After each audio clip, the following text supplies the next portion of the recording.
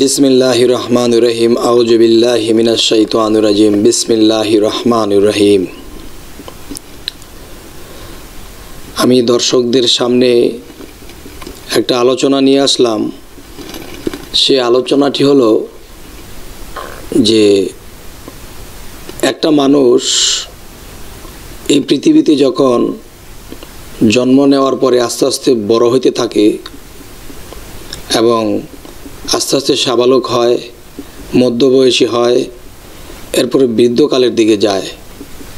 কিন্তু বৃদ্ধকালের দিকেও যখন যায় তখন যেই মানুষটা চরিত্রহীন এবং খারাপ, লুটপাট করে খাইছে, শয়তানি করছে, বিভিন্ন খারাপে লিপ্ত হয়েছে, কিন্তু তার যদি বৃদ্ধকালও আসে তবুও তার স্মরণ হয় না যে আরে আমার তো মরতে হবে, তবুও স্মরণ হয় না তার সেই চরিত্রহীনতার কাজ চলছে, যে অভ্যাস করে আসছে।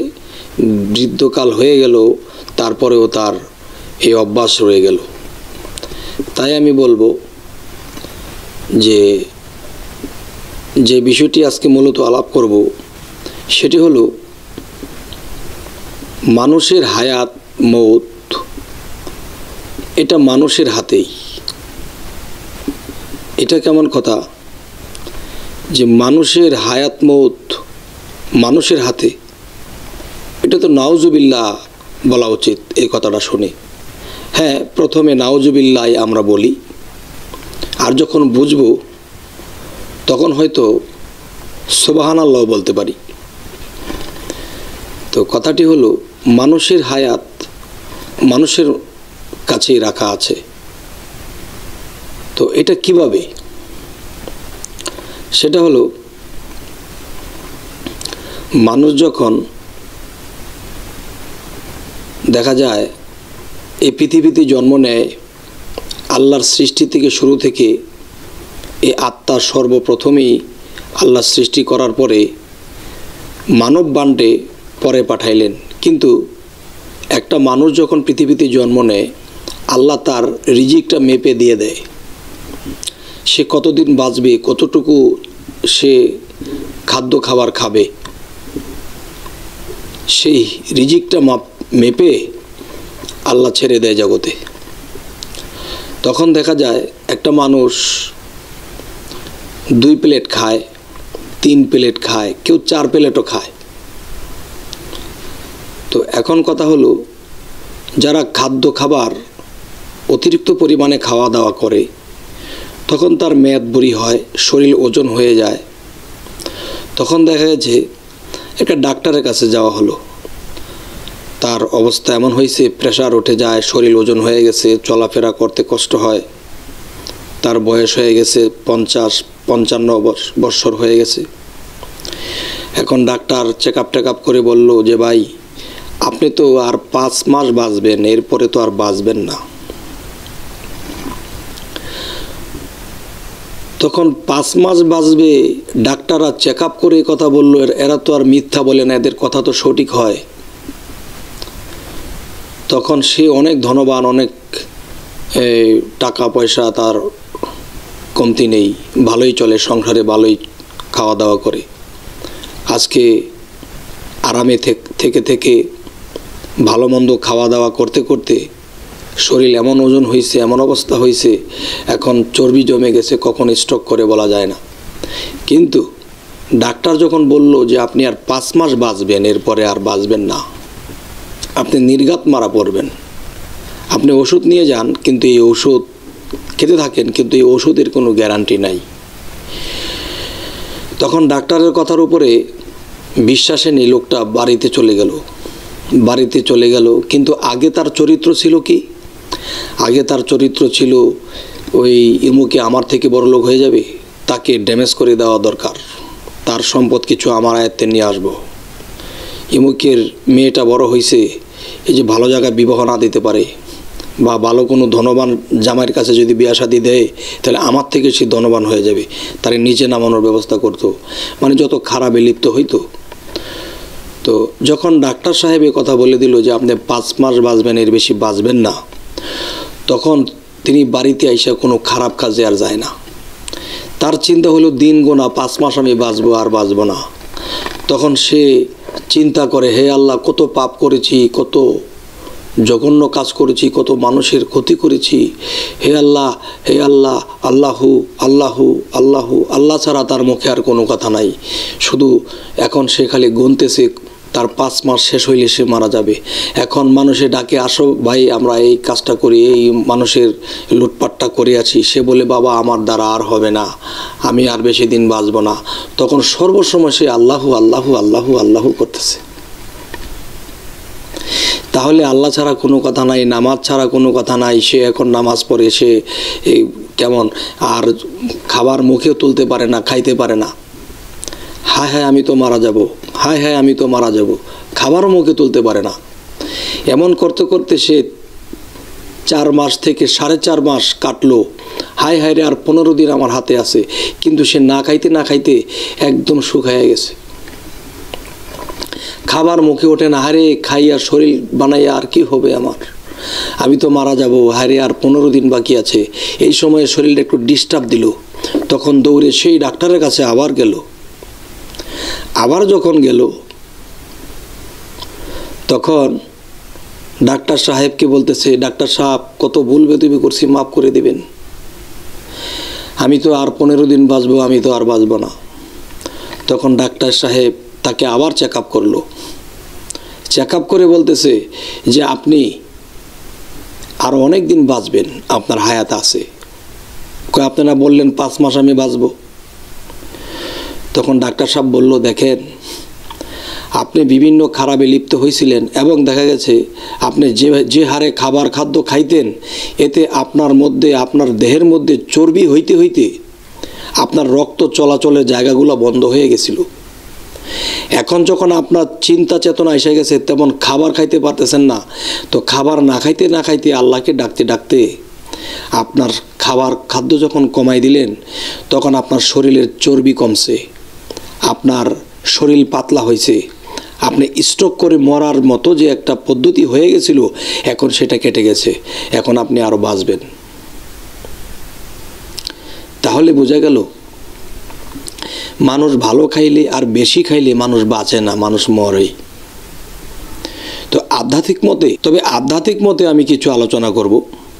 সে আলোচনাগুলো হলো যে মানুষের হায়াত মানুষের হাতে আল্লাহ দিয়ে দিছে, কিন্তু আমাদের কুকর্মের কারণে আমরা তাড়াতাড়ি মরি, কিংবা কুকর্মের কারণে আমরা পাপিষ্ট হই, এবং লোভ লালসার কারণে আমরা তাড়াতাড়ি মরি। লোভে পাপ, পাপে মৃত্যু, কথাটা পূর্ণই সত্য। যে আরেকটা বিষয় হলো যে মানুষের হায়াতটা আল্লাহ মানুষের মধ্যেও কিছু কিছু বিষয়ে রাখছে। সেটা কিভাবে? মানুষ যখন পৃথিবীতে জন্ম নিল, তখন কিন্তু আল্লাহ তার রিজিকটা মেপে দিল কি, যে সে 60 বৎসরের হায়াত নিয়ে আসছে আল্লাহর কাছ থেকে, কেউ 70 বৎসরের হায়াত নিয়ে আসছে। এখন দেখা গেছে যেই লোকটা 70 বছর হায়াত নিয়ে আসলো, সেই লোকটা পৃথিবীতে এসে কখনো 2 প্লেট ভাত খায় নাই। সে একটা প্লেটের ভাত সে অর্ধেক কমাইয়া এই অর্ধেক প্লেট সে খাইতো। এই অর্ধেক প্লেট খাইতে খাইতে দেখা গেছে তার রিজিক অনেকটা রয়ে গেল। কারণ আজরাইল যেদিন আসবে সেদিন দেখবে যে তার তো মৃত্যুর সময় তো 60 বৎসর বা 70 বৎসর, কিন্তু তার তো রিজিক রয়ে গেছে। তখন দেখা গেছে যে সে রিজিক কম কম খাওয়ার কারণে তার শরীরও ভালো আছে এবং সে দুর্বল হয় নাই, ওরকম রোগাক্রান্ত হয় নাই। মানুষ বেশি খাইলে কিন্তু রোগাক্রান্ত হয়, কম কম খাইছে। তখন দেখা গেছে যে তার যে খাবার কমায় কমায় রাখতো, সেই খাবারগুলো তার জমা রয়ে গেছে, সেই খাবারগুলো এখনও খাওয়া হয় নাই। তখন আজরাইল দেখলো যে তার হয়তো 70 বছরের হায়াত দেওয়া হয়েছিল, কিন্তু সে তো খাবারকে রেখে রেখে খাইছে, তাই এই খাবারগুলো শেষ না হওয়া পর্যন্ত তার মৃত্যু হবে না। তাহলে আল্লাহ তো আমাকে 60 থেকে 70 বছর বয়স দিল, কিন্তু আমার মুখের খাবার আমি সামনে 1 প্লেট 2 প্লেট 3 প্লেট হাজির হয়েছে, কিন্তু আমি আধা প্লেট খাইছি, আর আধা প্লেট আমি কোনো গরিব মিসকিনকে দিলাম বা আমি জমা রাখলাম। তখন যতদিন পর্যন্ত আমার রিজিক না শেষ হবে, ততদিন পর্যন্ত আমি খেতে পারবো, আমি বাঁচতে পারবো। এই দিক দিয়ে বলা হয়েছে আল্লাহ মানুষের হায়াতটা মানুষের কাছে কিছু কিছু বিষয়ে রাখছে, কিন্তু মানুষ এটা বোঝে না। মানুষ যা পায় তা খায়, এক প্লেটের জায়গায় 3 প্লেট খায়। তখন এই মানুষটা খাইতে খাইতে তখন তার দেহের ভিতরে চর্বি হইতে হইতে সে অকালে মৃত্যুবরণ করে। ওই যে লোকটা, সে বেশি বেশি খাইতো, মেয়াদ বুড়ি হয়ে গেছে, এখন রক্ত চলাচল করার মতো রক্ত যে চলবে সেই জায়গাটুকুও নেই, রক্ত চিপা হয়ে গেছে, চর্বিতে ভরপুর হয়ে গেছে। এখন এই লোকটা যখন আবার না খাওয়া শুরু করে দিছে, চিন্তা চেতনা করতে করতে যখন হায়রে আমি মারা যাব, আল্লাহকে বেশি বেশি স্মরণ করতেছে, হায়রে আমি মারা যাব, তখন খাবারও মুখে ওঠে না। তখন আস্তে আস্তে লোকটা শুকায় গেল।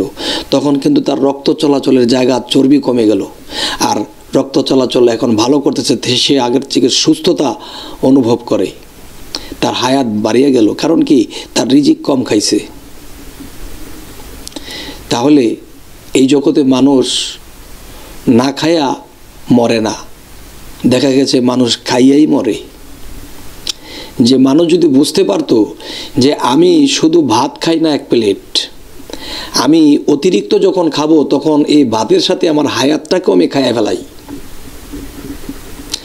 আচ্ছা, আরেকটা বিষয় হলো, মানুষ যখন অতিরিক্ত কথা বলে তখন এই কথা তার যতটুকু দরকার তার থেকেও বেশি বলা হয়েছে, তখন তার কথা এক সময় মৃত্যুর আগেও বন্ধ হয়ে যায়, কারণ কথা শেষ।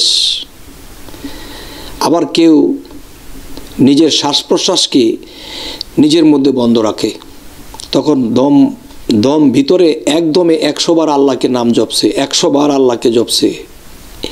প্রতি শ্বাস নিঃশ্বাসে আল্লাহর নাম নেওয়া যায়, আবার দেখা যায় যে এক শ্বাসে 100 বার আল্লাহর নাম নেওয়া যায়। তাহলে আমরা তো দেখা গেছে এই এদিক সেদিক অবসর সময় পাইলে আমরা এমনি বসে থাকি, আল্লাহর নাম নেই না, এই বিভিন্ন কথা বলি, বিভিন্ন চিন্তা করি, আল্লাহর নাম নেই না। কিন্তু প্রত্যেকটা নিঃশ্বাসে যদি আমরা আল্লাহর নাম নিতাম তবু ভালো হইতো। এমনও সাধক আছে, এমনও এই আমলকারী আছে যে এক নিঃশ্বাসে আল্লাহর নাম 100 বার নিতেছে, তাহলে তার নামের ভাগটা বাড়িয়ে আসছে এবং তার দমের ভাগটা কমে আসছে। এখানেই একজন কবি বলেছেন, একজন সাধক বলেছেন, গন্তিতে যার হবে কমতি সেই হবে রে মানুষ রতন। কিন্তু তার শ্বাসের বিষয়টা কমতি হইল, কিন্তু তার আল্লাহর নামের বিষয়টা বেশি হলো। তাহলে তার হায়াতও বাড়লো এবং আল্লাহর কাছেও সে ভালো রইল। তাহলে আজকে যে প্রসঙ্গটি কথা বলা হলো যে মানুষ যখন অতিরিক্ত কথা বলে, অতিরিক্ত খাবার খায় এবং অতিরিক্ত কোনো কিছু অপচয় বেশি করে, যেমন একদল লোক আছে তারা নারীর কাছে বেশি যায়। যখন নারীর কাছে অতিরিক্ত যায় তখন এদের মধ্যে থেকে কিছু ঘাটতি হয়, এই ঘাটতির কারণেও পৃথিবীতে মানুষ রোগাক্রান্ত হয়। এটাও সীমিত, আল্লাহ সব জিনিসের সীমিতভাবে ব্যবহার করার জন্য দেওয়া হয়েছে। কোরআনে আসছে, আমি তোমাদের স্ত্রীদেরকে আমি হালাল করেছি, আর তোমরা সে হালাল বা হিসাব মতে যাও। আল্লাহ এটাও বলেছে, আমার চন্দ্র, সূর্য, নক্ষত্র, গ্রহ, তারা সমস্ত কিছু হিসেব মতো চলে। তোমরা মানুষ শ্রেষ্ঠ জাতি, তোমরাও হিসেব মতো চলো। যদি হিসেব মতো চলো তাহলে তোমাদের হায়াত দীর্ঘ হবে, ব্রেন শক্তি ভালো থাকবে, শরীর সুস্থ থাকবে, তোমরা আল্লাহকে ডাকতে পারবে। তাহলে আমরা অতিরিক্ত পাই, অতিরিক্ত খাই, অতিরিক্ত নারীর দিকে লিপ্সা করে যাই, তখন দেখা গেছে একদিন আমার হায়াত থাকতেই আমি মরিয়া যাই। তাই এই কথাগুলো আমার বলার ইচ্ছা জাগলো, আমি এই কথাগুলো আমার ইচ্ছা পোষণ করলাম, আমার ইচ্ছাটা আমি দর্শকদেরকে জানাইলাম। জানি না আপনাদের এই কথাগুলো কেমন লেগেছে। যদি ভালো লাগে তো ইনশাল্লাহ এই আমাদের চ্যানেলে যে আরও কিছু কথাবার্তা আছে, যে আমরা আরও 1 থেকে 150 আলোচনা রেকর্ড করেছি, আমরা ইউটিউব চ্যানেলে দিয়েছি। যদি আপনাদের ভালো লাগে তাহলে আমাদের চ্যানেলটাকে সাবস্ক্রাইব করুন, এর মাধ্যমে আপনাদের সামনে আমাদের বাকি ভিডিওগুলো হাজির হবে ইনশাল্লাহ। আজকে এই বলেই রাখছি, আল্লাহ হাফেজ।